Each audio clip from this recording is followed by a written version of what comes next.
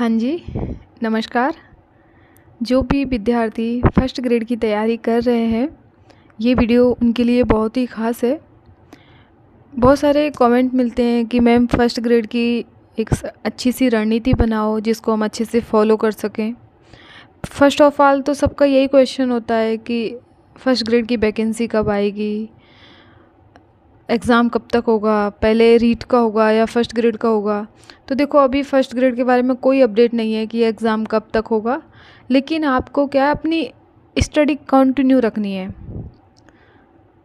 मैं आपको यही सजेस्ट करूँगी कि आपके सामने अगर रीट है, फर्स्ट ग्रेड है, सेकंड ग्रेड है, तो आप प्रेफरेंस फर्स्ट ग्रेड को ही दें, क्योंकि आपको पढ़ना तो सब में ही है। रीट में भी पढ़ना है, सेकंड ग्रेड में भी पढ़ना है, फर्स्ट ग्रेड में भी पढ़ना है। जब आपको पढ़ना सब में ही है तो क्यों ना एक अच्छे लेवल की तैयारी की जाए ना। और फर्स्ट ग्रेड में सच बताऊं तो कंपटीशन बहुत ही कम है इन दोनों के मुकाबले, सेकंड ग्रेड और रीट। ठीक है, अब जो बच्चे फर्स्ट ग्रेड की तैयारी कर रहे हैं, इस दौरान उनको किन किन बातों का बहुत अच्छे से ध्यान रखना चाहिए, आज हम कुछ ऐसे ही इम्पोर्टेंट बिंदुओं पर चर्चा करेंगे। तो देखो, 2 पेपर होते हैं, फर्स्ट पेपर जीके का, सेकंड पेपर सब्जेक्ट का। फर्स्ट ऑफ ऑल आपको ये नहीं सोचना कि फ़र्स्ट पेपर अभी पढ़ लेता हूँ, सेकंड बाद में पढ़ लूँगा, या अभी सेकंड पढ़ लेता हूँ, फर्स्ट बाद में पढ़ लूँगा। नहीं, आपको फर्स्ट पेपर सेकंड पेपर दोनों को एक साथ लेके चलना है। ठीक है, अगर आप एक दिन में 8 घंटे पढ़ रहे हो तो 4 घंटे अगर आप सेकंड पेपर के लिए दे रहे हो ना, तो 4 ही घंटे फर्स्ट पेपर के लिए दो, क्योंकि फर्स्ट पेपर को आप इग्नोर नहीं कर सकते। ठीक है, तो जो भी बच्चे तैयारी कर रहे हैं, मैं उनको यही सजेस्ट करूँगी सबसे पहले कि आप सिलेबस निकलवाओ और दोनों paper, first paper second paper, दोनों को एक साथ लेके चलो। ठीक है, अब आपको आज हम ऑल अबाउट फर्स्ट पेपर के बारे में बात करेंगे। सबसे पहले तो है ना, आपको ये डिसाइड करना है कि आपको किस टाइम पे पेपर फर्स्ट पढ़ना है। ठीक है, आप सुबह में पेपर फर्स्ट की तैयारी कर के जो भी टॉपिक हैं वो पढ़ना चाहते हो, या फिर दोपहर को पढ़ना चाहते हो, या फिर शाम को पढ़ना चाहते हो, या रात को। सबसे पहले आपको टाइम डिसाइड करना है। ठीक है, क्योंकि ये टाइम है ना, जब आप टाइम डिसाइड कर लेते हो ना, आप अपनी एक रणनीति बना लेते हो, तो उसका है ना आपके मेंटल उस पर बहुत ज़्यादा इफ़ेक्ट करती है वो चीज़ें। क्योंकि जैसे आपको शाम को हिस्ट्री पढ़ने की आदत है, तो शाम होते ही आपको ऐसा लगने लग जाएगा कि हाँ, मुझे हिस्ट्री पढ़नी है, मेरे को हिस्ट्री पढ़नी है। और आपको जैसे नींद आए तो उस टाइम आपको मैथ्स और रीजनिंग करनी चाहिए, क्योंकि उससे क्या है, थोड़ा इंटरेस्ट डेवलप होता है अपना, तो अपनी नींद भाग जाती है। तो यही है कि आपको ना डिसाइड करना है कि आपको किस टाइम पे पेपर फर्स्ट की कौन सी सब्जेक्ट पढ़नी है। एक अपना हर दिन अपनी स्टडी शुरू करने से पहले आपको एक पेपर पेन पे लिख लेना है कि मुझे इस टाइम पे इस सब्जेक्ट को पढ़ना है। ठीक है, जब आप ये डिसाइड कर लोगे ना किस टाइम पे किस पेपर को पढ़ना है, दूसरा काम आपको क्या करना है कि आपको सभी विषयों को साथ लेकर चलना है।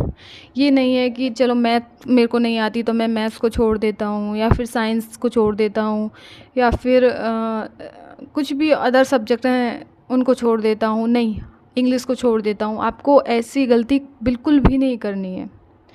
आपको फर्स्ट पेपर में जितनी भी सब्जेक्ट आ रही हैं उन सब को पढ़ना है, सबको। ठीक है, आप 1 घंटे में चाहे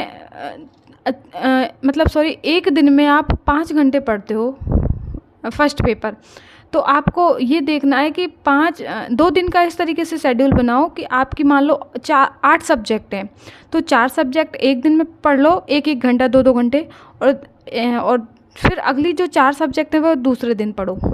ठीक है, 1-1 घंटा, मतलब आपको टच में रहना है उन टॉपिक्स के। ये नहीं कि आज मैंने वो पढ़ लिया, दुर्ग पढ़ लिए, चलो आज राजस्थान के आर्ट और कल्चर में, अब उन दुर्ग का नंबर अगले 2 महीने बाद आ रहा है। नहीं जी नहीं, आपको ये गलती तो बिल्कुल नहीं करनी है। ठीक है, आपको देखो, मैं तो यही सजेस्ट करूँगी, दुर्ग एक ऐसा टॉपिक है जिसको हम एक दिन में कवर नहीं कर सकते, तो आपको दुर्ग ऐसे पढ़ना है कि जोधपुर के एक दिन कर लिए, उदयपुर का एक दिन कर लिए, अजमेर के दुर्ग एक दिन कर लिए, और मेले और त्योहारों को भी इसी तरीके से। ये नहीं कि एक ही दिन में 12 महीने के मेले त्योहार रट लिए, नो, ऐसी गलती नहीं करनी। पूरा दिन फिर आपको मेले और त्योहारों में ही लगा रहेगा। घर वाले भी ये कहेंगे पता नहीं इसको क्या हो रहा है कि मेले और त्योहारों में ही लग रहा है सुबह से। तो ये गलती नहीं करनी है आपको। थोड़ा थोड़ा पढ़ना है, ठीक है, टच में रहना है सारे सब्जेक्ट के। या ऐसा करो, आपके अगर अपने नोट्स हैं आपके पास और मान लो एक टॉपिक उसमें 25 पन्ने का है, ठीक है, तो आप इस तरीके से डिसाइड करो कि एक दिन में 10 पेज पढ़ूंगा, फिर अगले दिन फिर 10 पेज पढ़ूंगा, अगले दिन के 10 पेज पढ़ने से पहले पहले मैं पिछले वाले 10 पेज देखूंगा। इस तरीके से पढ़ोगे ना तो आपका एक तो अपनी वो हो जाएगा अपना ना, उस पर पकड़ मजबूत हो जाएगी, उस टॉपिक पे अपन को समझ में आने लगेंगी चीज़ें, रिवीजन टाइप में होने लग जाएगा, ठीक है। इसलिए सभी विषयों को एक साथ लेके चलना है, किसी भी सब्जेक्ट को छोड़ना नहीं है, और प्रत्येक सब्जेक्ट के लिए टाइम डिसाइड कर लेना है कि इसको इतने टाइम एक दिन में इतना पढ़ना है, ठीक है। थर्ड जो आपको मोस्ट इम्पॉर्टेंट चीज़ पे ध्यान देना है वो है कि सेलेक्टिव मैटर पढ़ना है। मार्केट में इतनी सारी बुक्स हैं, यूट्यूब पे इतने सारे सर हैं, आपको है ना कोई एक अच्छा सा सर जो जिससे आपको ऐसा लगता है कि हाँ बहुत अच्छा पढ़ाते हैं, नोट्स भी अच्छे अवेलेबल करवाते हैं, क्यूज़ वगैरह भी डालते हैं, टेलीग्राम पे पीडीएफ वगैरह भी शेयर कर देते, तो एक ऐसे सर को पकड़ो। ज़रूरी नहीं कि वो बहुत फेमस हो, नहीं जी ऐसा कुछ नहीं है। आप छोटे जो ज़्यादा फेमस नहीं है वो भी बहुत अच्छा पढ़ाते हैं, ठीक है। तो आपको यही है कि एक अच्छा ऑनलाइन पढ़ रहे हो या फिर आप ऑफलाइन पढ़ रहे हो या फिर ऑनलाइन देख रहे हो या फिर यूट्यूब से पढ़ रहे हो, सेल्फ स्टडी कर रहे हो, तो आपको सबसे पहले एक अच्छा सा सेलेक्टिव मैटर चूज़ करना है। कम पढ़ो पर अच्छा पढ़ो, ये वाली रणनीति अपनानी है आपको, ठीक है। ये नहीं कि आपने एक ही टॉपिक को एक ही टॉपिक को 5 जगहों से पढ़ लिया, नहीं, ये वाली गलती नहीं करनी है आपको। कम पढ़ना है पर अच्छा पढ़ना है और बार बार पढ़ना है। कम, अच्छा और बार बार, ये 3 शब्द आपकी डिक्शनरी में हमेशा के लिए ऐड हो जाने चाहिए। कम पढ़ो पर अच्छा पढ़ो, ठीक है। वही कहते हैं ना, मेरे टीचर कहते थे कि 10 बुक को एक साथ पढ़ने के बजाय एक ही बुक को 10 बार पढ़ो तो आपको ज़्यादा बेटर रिजल्ट मिलेंगे, ठीक है। तो वही काम आपको करना है कि कम पढ़ना है पर अच्छा पढ़ना है, सेलेक्टिव पढ़ना है, सभी विषयों को साथ लेकर चलना है और डिसाइड करना है कि किस टाइम पे एक दिन में हमें कौन सी सब्जेक्ट पढ़नी है, ठीक है जी। नेक्स्ट जो चीज़ हमें ध्यान रखनी है वो है कि शॉर्ट नोट्स बनाने हैं हमें, ठीक है। शॉर्ट नोट्स जब हम बनाते हैं ना तो ये हमारी स्टडी को एक अच्छी सी दिशा देने का काम करते हैं। सीरियसली, जब हमें क्विक रिवीजन की ज़रूरत होती है तो हमारे शॉर्ट नोट बहुत काम आते हैं। इवन है ना, जब हम खुद के बनाए हुए हाथों से लिखते हैं ना, मतलब खुद के हाथों से कोई भी चीज़ लिखते हैं ना, तो हम एग्ज़ाम हॉल में बैठे होते हैं ना, तो कई बार हमें इतना तक याद आ जाता है कि ये क्वेश्चन उस पन्ने पे मैंने वहाँ लिखा था। तो शॉर्ट नोट्स का अपना ही एक अलग महत्व है, ठीक है। तो नोट्स तो आपको बनाने हैं। अगर नोट्स बनाने में आपको प्रॉब्लम हो रही है तो आप ये काम मुझे छोड़ दो, मैं आपको सारे नोट्स अवेलेबल करवा दूँगी, शॉर्ट नोट्स बहुत अच्छे से। क्योंकि मेरे पास बहुत शानदार है, मैं इतने एग्ज़ाम दे चुकी हूँ ना कि अभी मेरे पास बहुत अच्छे नोट्स हो गए हैं, ठीक है। ये बात अलग है कि मेरे उन नोट्सों से आपको कितना समझ में आ पाएगा, नहीं आ पाएगा, बट मेरी हैंडराइटिंग अच्छी है, आई होप कि आपको समझ में आ जाएगा, ठीक है। और ये तो बहुत ही अच्छा रहेगा कि आप कोई एक अच्छी सी बुक लेके उसमें से भी शॉर्ट नोट्स बना लो अपने हाथों से, ठीक है, ठीक है। अब जैसे ही आपका कोई भी टॉपिक कंप्लीट हो गया तो आपको PYQ ज़रूर निकालने हैं, ज़रूर से, बिल्कुल भी एस्केप नहीं करना है इस चीज़ को, क्योंकि इससे हमें पता चलता है कि किस तरीके के क्वेश्चन आ रहे हैं, क्या है क्या नहीं है। कई बार हम ऐसे सोचते हैं कि जहाँ से क्वेश्चन पूछ रहे हैं हम उसी मैटर को छोड़ देते हैं और सारा पढ़ लेते हैं। तो जी आपको ऐसी गलती नहीं करनी है, आपको प्रीवियस ईयर के क्वेश्चन पेपर निकालने हैं और MCQs बहुत ज़्यादा करने हैं। अगर मैं राजस्थान के लिए आपको एक बेस्ट MCQ की बुक बताऊँ तो सिखवाल की आती है, वस्तुनिष्ठ वाली। उसमें ना काफ़ी 10-11 हज़ार के आसपास सारे टॉपिक हैं। उसमें राजस्थान की geography, history, art, culture, Rajasthan की पॉलिटी, सब, ठीक है। तो आप वो बुक ले लेना। तो ये हो गया हमारा PYQ निकालने हैं और MCQs करने हैं। और जो हमारे लिए रामबाण है वो है रिवीज़न और रिवीज़न। यानी कि हमने जो भी अपने शॉर्ट नोट्स बनाए हैं उनको रिवीज़न करना है, बार बार रिवीज़न करना है। 4 दिन में रिवीज़न का रखो या फिर 7 दिन में रिवीज़न का रखो या फिर 7 दिन से ज़्यादा मत करो। अगर कोई टॉपिक देखो, रिवीज़न भी कैसे करते हैं, आज है, मान लो आज आपने कोई भी टॉपिक पढ़ा है, बिल्कुल फ्रेश न्यू पढ़ा है, ठीक है, आपने पढ़ लिया, शाम को सोने से पहले एक बार उसको और देखो, ठीक है, हो गया।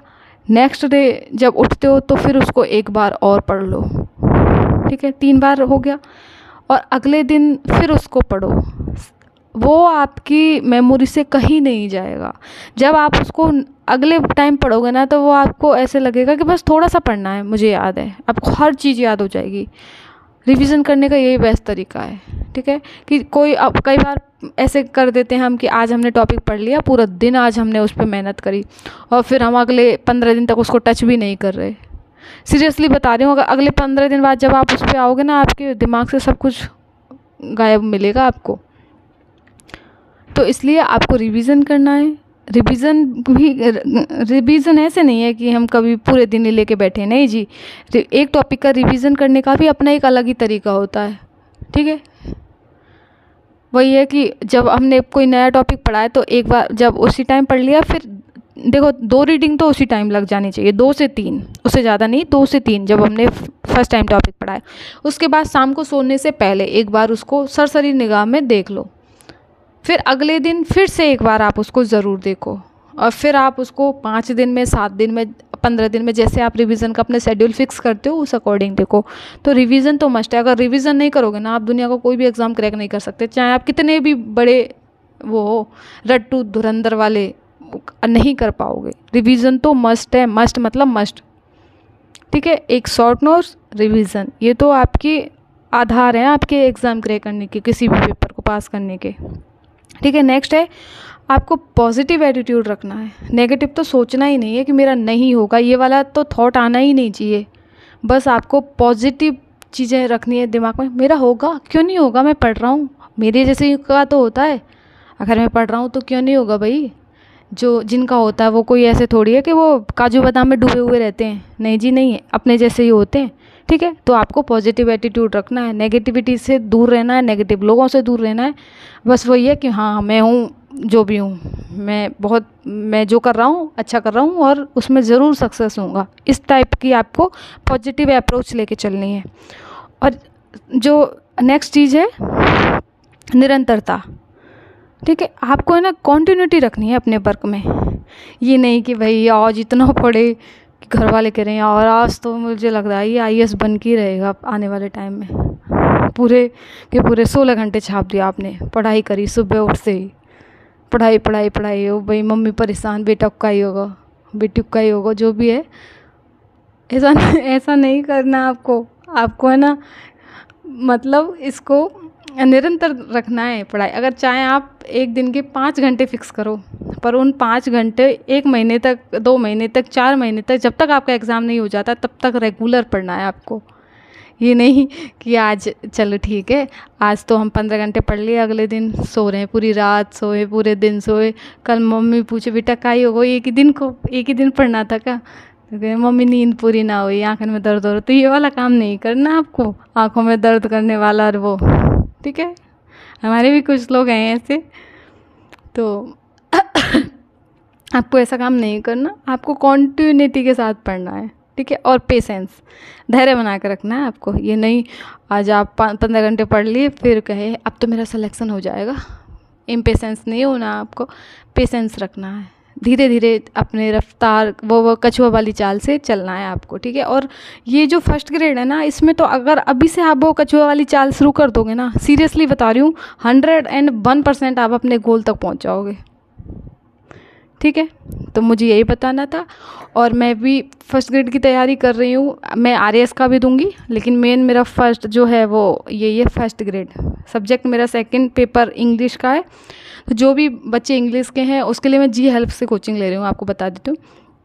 तो जो बच्चे जी हेल्प से कोचिंग नहीं ले पा रहे हों, या फिर जिनको इंग्लिश मेरे साथ करनी है, तो वो मुझे कमेंट करना। अगर आपके अच्छे से लाइक कमेंट आते हैं तो मैं आपको इंग्लिश वाला पेपर भी आपके साथ नोट्स वगैरह शेयर कर दूँगी, और आपके साथ जो मुझे आता उतना मैं आपको पढ़ा दूँगी। हाँ, इतना पढ़ा दूँगी कि आपका पेपर क्लियर हो जाए, ठीक है जी। तो आई होप आपको वीडियो पसंद आया होगा। वीडियो पसंद आए तो मेरी वीडियो को लाइक करें, चैनल को सब्सक्राइब करें। फिर मिलते हैं एक अच्छी सी वीडियो के साथ। तब तक आप अपना ध्यान रखिए, खुश रहिए, मस्त रहिए, अपने आसपास खुशियाँ बांटते रहिए। जय हिंद, जय भारत।